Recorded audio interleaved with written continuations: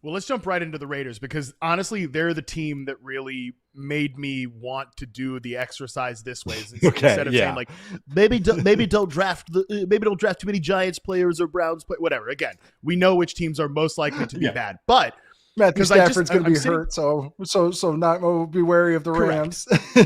Correct. Easy stuff. We're not trying to shoot for layups. We're trying to actually give you some actionable advice on this one. So again, the Raiders. To explain the difference in the methodology here, they are 7th in ADP rank because Ashton Jeanty goes 10th overall in Fantasy Pros consensus ADP. Brock Bowers 18th. They have 2 players going inside the top 20. Jacoby Myers, I mean, he's 89th pick, but that's kind of in the middle of the pack in terms of the third skill position player drafted from a team. Meanwhile, Wisdom of the Crowd total ranking is 25th. The best of the 3 projectors here, like most optimistic, is DVOA at 20th. So that is an 18 spot difference between where they are in the Wisdom of the Crowd projections of their offense and the ADP rank of their players. So Nate, this was the team that stood out the most to me, that nobody's really projecting them to be this great offense, and yet fantasy drafters are taking 2 players near the very top of their positions. Running back Ashton Jeanty, Brock Bowers at tight end. So I know that, Chip Kelly is a mutual fascination of ours as an offensive coordinator. I know that Geno Smith is like the film watching hipster's favorite quarterback. So I understand why there is some optimism for this team, maybe from a floor perspective, but is there reason to be concerned that this Raiders offense maybe is more of like an interesting fascination as opposed to a productive unit in 2025? I think, of course I think there's a lot of optimistic projection here, but I think there is some validity to be optimistic about it. You mentioned Chip Kelly, of course, but also, Pete Carroll. Both of their offensive philosophies is run first, much to some people's chagrin, the let Russ cook era. We see what happened when we deviated from that, but Chip Kelly's always been run heavy, whether it's been in the pros or in college.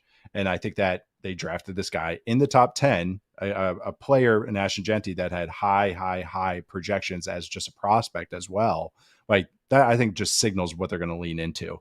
I think also just this offense that for me, looking at this offense, it's funky. Chip Kelly's passing game is in some ways basic and in some ways kind of, in some ways it just like convolutes defenses by being basic, but the mouths that get fed are generally over the middle of the ball because they like to run with concepts like mesh and concepts that just work over the middle. They use the running back and use the tight end. So I think that the tight end and running back projections, because of first off, they have the talent to get this usage, but also a coordinator that's going to call this usage, those match up to me. I think overall why the projections are low overall is if you looked at how bad this team was last year, that was like, oh man, how much better can they get? So I think that's just more just them. The projections are more just the midline. But I think narratively and also just, knowing what Chip Kelly has done, what this team is doing overall, I will say just, again, this is more narrative scouting or more just kind of, reading between the lines, watching on film. There's some great vibes with the Raiders right now. Watching their preseason games, they just got a nice way about them right now. So I think that maybe that's why there's some outweighed stuff here, because those 2 guys, Ashton Jeanty and Brock Bowers, are going to get some usage. And I think that's why they just kind of outkick their ADP, or as far as, the differential, the ADP and the projections, I should say. Yeah. But the third mouth is anyone's guess who's that's going to be. I think it's going to be a split between a whole bunch of guys, because that's been a Chip Kelly kind of staple as well. It is just that the ball spreads, the ball finds just who's open, as opposed to like we're diagramming this guy open. So that I think is just fair to kind of maybe just be lower on. It's like Jack Bash, Deontay Thornton, Jacoby Myers. Like you just don't know who that mouth is going to be.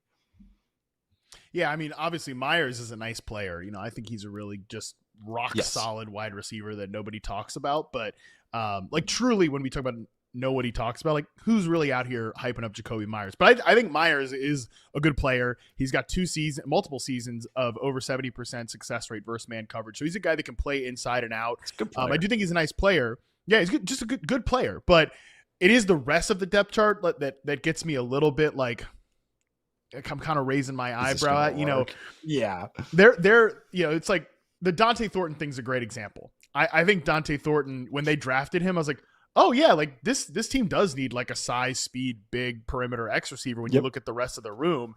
And then you get into minicamp, you're like, oh yeah, 4th round pick is starting for us at X receiver. But then sometimes you get into the regular games, you're like, oh my God, we're starting a 4th round pick. Like just no questions asked, just walked right into a starting job. That makes you a little nervous. And then again, like the offensive line, right.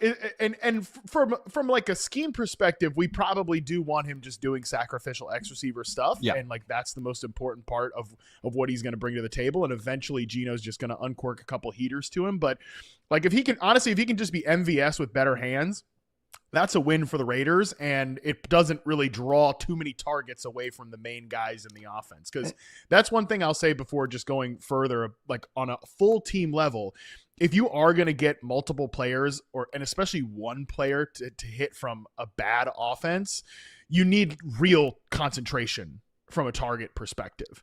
Because on the inverse of this list, there are teams like the Bills, teams like the Commanders, the Packers, who are double-digit spots between where we all project their offenses to be, the wisdom of the crowd projections of the offense, but the ADP rankings are so low because we don't know where the football is going to go. So there is some of that influencing this as well. But the other question I wanted to ask you about is like the offensive line. Like, where do you think this group can rank league-wide? Because that to me is sort of the crux of whether this all works or not. Like, is this a line that they're like shifting JPJ, Jackson Powers Johnson to guard. Yeah. They're installing a new center. Like, what do we think of this front five? Is this an offensive line that can keep a good unit afloat? I was not super high on them going into the summer, but the preseason early returns are good. But I would say I'm not saying a good offensive line. I'm saying that's maybe better than what I was anticipating. I think it's more like a league average one. But it looks sound, which is really nice. Like, they didn't have a lot of mental mistakes, even though they've been kind of workshopping everybody around. And long-term, I do like some of the projects they took, but I think just this year, like Colton Miller looked healthy, their left tackle. JPJ looked solid at right guard. He's kind of just an ogre, he's kind of just a mauler out there at right guard, but he kind of did some nice stuff at right guard the preseason so far. And I thought their center, Jordan Meredith, had some nice stuff going on. So like, I would say, and the scheme's going to help them too, because Chip Kelly's scheme, just by the tempo they use, the concepts they use, it should have a high floor. And I think, and I also just think that they're much better coached than they were last year when a lot of guys were going the wrong direction. And just overall just had no juice in this offense whatsoever outside of a rookie tight end. So I do think this offensive line, if you asked me 2 weeks ago, I would be like, I think this one's pretty rough. But now I think they can get to about a league average level where they're not kneecapping the entire operation. And again, this offense kind of, because it has so many training wheels, it can kind of help this offensive line as well. I mean, Ted, who follows from The Athletic, Ted Nguyen, like he also focuses on the Raiders as well. Yeah. So you can kind of see keeping Geno upright. We've seen what Geno Smith has done with no protection or shoddy protection. So having just even decent is going to be an upgrade of that. And so I will say, and you brought up Jacoby Myers. I really like Jacoby Myers, the real football player as well. It's just one of these, he's one of this offense. It's not very creative for its outside receivers. It really relies on maybe a lot of verticality. We even saw it a little bit in the preseason where how Geno Smith threw that one to Dante Thornton.